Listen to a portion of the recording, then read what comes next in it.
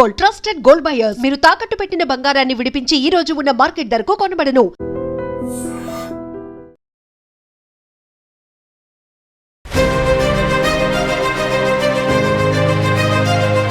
కేంద్రం ఏప్రిల్ 1 నుంచి ఇళ్ల గణన హౌస్ లిస్టింగ్ ఎందుకు చేస్తోంది?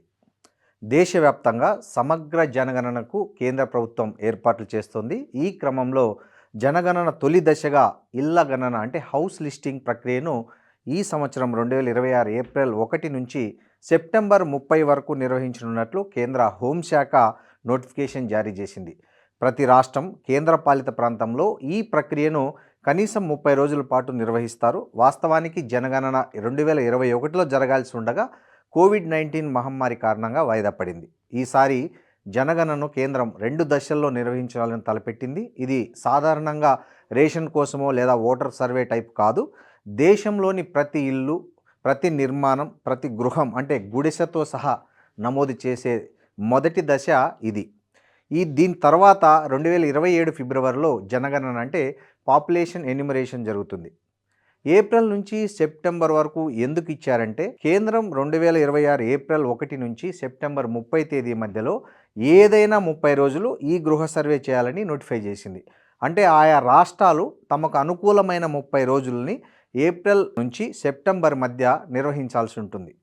ఆయా రాష్ట్రాల వాతావరణము, ఎన్నికల షెడ్యూలు, పంటల కాలం లాంటివి దృష్టిలో పెట్టుకొని రాష్ట్రాలకు కేంద్రం ఈ వెసులుబాటు ఇచ్చింది.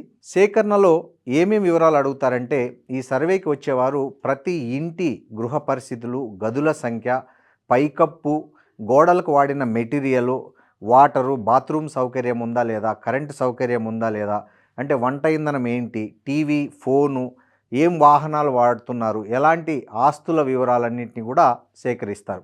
ఈ డేటా ఆధారంగా భవిష్యత్తులో ఆయా ప్రాంతాలకు గృహ నిర్మాణ పథకాలు కానీ, లేకపోతే నీటి పారిశుద్ధ్య ప్రాజెక్టులు కానీ, విద్యుత్తుకు సంబంధించి కానీ, పట్టణ గ్రామీణాభివృద్ధి ప్లానింగ్ కానీ ఈ డేటా బేస్గా రూపొందిస్తారు. ఇక అదేవిధంగా అసెంబ్లీ సరిహద్దుల పునర్వ్యవస్థీకరణ అంటే డీలిమిటేషన్ వంటి నిర్ణయాలకు కూడా ఈ డేటాను బేస్ రెఫరెన్స్గా వాడతారు. ఆదాయము, కులము, సామాజిక సర్వేలకు కూడా ఈ డేటా ఉపయోగపడుతుంది. మీ వివరాలు మీరే నమోదు చేసుకోవచ్చా అంటే అవుననే చెప్పాలి. మొదటిసారి ఈ గణన పూర్తిగా డిజిటల్గా మొబైల్ యాప్లతో జరపాలని లక్ష్యంగా పెట్టుకున్నారు. పేపర్ షెడ్యూల్ బ్యాకప్గా మాత్రమే ఉంటుంది.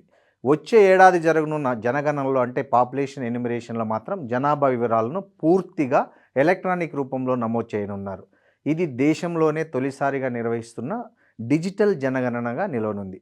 ఇళ్ల గణన మొదలయ్యే ముందు 15 డేస్ అంటే 15 రోజులు సెల్ఫ్ ఎన్యూమరేషన్ ఆప్షన్ కూడా ఉంటుంది. అంటే మీ వివరాలను మీరే మొబైల్ యాప్ ద్వారా ఆన్లైన్లో నమోదు చేయవచ్చు. వీటిని సర్వే చేసే వాళ్ళు వచ్చి కేవలం వెరిఫై మాత్రం చేస్తారు. And for more videos, please subscribe to iDream. Please subscribe to iDream. Please subscribe iDream. And please subscribe to iDream. For more videos, subscribe to iDream. please like, share and subscribe to the channel. Congratulations, iDream. Subscribe to iDream. Subscribe to iDream. So subscribe to iDream Media. iDream team andarki huge congratulations. Please subscribe iDream Media. Please subscribe to iDream. Subscribe iDream. Please subscribe to iDream. iDream అంటే నా కళల ఛానల్ను subscribe చేసుకున్న నోరు తిరుగుతలేదు. మీరైతే గంట గుర్తు కొట్టండి. For more such videos, please subscribe to iDream. Subscribe to iDream. Please subscribe to iDream. Please subscribe iDream Media. Please do subscribe to iDream. Please subscribe to iDream Media. For best entertainment and information, please subscribe iDream. And don't forget to subscribe to iDream.